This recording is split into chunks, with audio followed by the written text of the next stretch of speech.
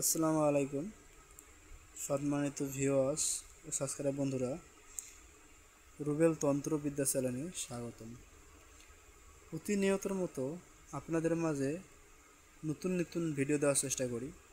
কাজের ক্ষেত্রে অনেক সময় ভিডিও দিতে দেরি হয়ে যায়। আর একটা কথা মনে রাখবেন, ভিডিও দেওয়ার উৎসাহটা আপনাদের কারণে কম হয়ে যায়। লাইক কমেন্ট শেয়ার করেন না, তাহলে কি হবে?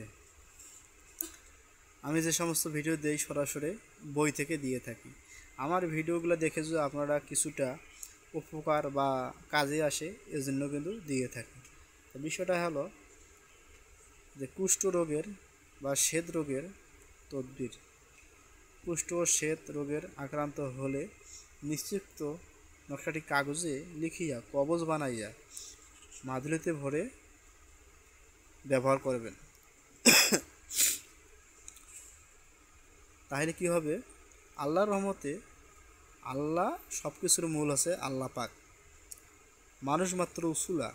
আল্লাহ পাক বলছে যে আপনাদের রোগ হয়েছে, আপনি ডাক্তার দেখান, কবিরাজ দেখান, আপনি উসুলা খোঁজেন, কিন্তু আল্লাহ পাক সব রোগের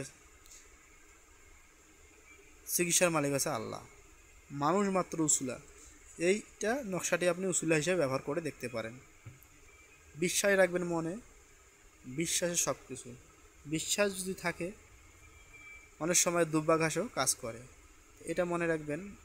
আপনার এই নকশাটা কী করবেন, সাদা কাগজে লাল কালি দিয়ে বা জাফরান কালি দিয়ে এটা অঙ্কন করবেন, করে সুন্দর করে ভাঁজ করে একটা তাবিজ বা মাদুলি যেটা বলেন ভরে মম দিয়ে মুখটি আটকিয়ে আপনি হাতে ব্যবহার করতে পারেন। আল্লাহর দোয়া কালাম, তাবিজ কোমরে না ব্যবহার করাই ভালো। কেন কোমরে তাবিজ ব্যবহার করলে কি হয়, নাপাক হতে পারে। টয়লেট যাবেন, টয়লেটের পানি অনেক সময় বিভিন্ন রকমের লাগতে পারে, এই জন্য হাতে বা গলায় ব্যবহার করবেন। এটা উসুলা হিসেবে ব্যবহার করবেন, আল্লাহ পাক আপনাদের রোগ সারাবে। আমার যদি ভিডিওটি দেখার পরে ভালো লাগে, লাইক কমেন্ট শেয়ার করবেন। কোনো জায়গায় যদি বুঝতে সমস্যা হয় কমেন্ট করবেন, আমি আপনাদের কমেন্টে রিপ্লাই দিব। আর আমার সঙ্গে যোগাযোগ করতে গেলে আপনারা কমেন্ট করে কমেন্ট বক্স দেখবেন, অবশ্যই আমি আপনাদের রিপ্লাই দিব। আর যখন রিপ্লাই দেব দেখতে পারবেন আমার চ্যানেলের অবশ্যই লোগো আছে। রিপ্লাই দিলে আপনি ভুল নাম্বার, কেউ যদি নাম্বার দেয় বা কোনো সময় যোগাযোগ করতে বলে, আপনারা কারোর সঙ্গে যোগাযোগ করে প্রতারিত হবেন না। সবাই ভালো থাকবেন, সুস্থ থাকবেন। ধন্যবাদ।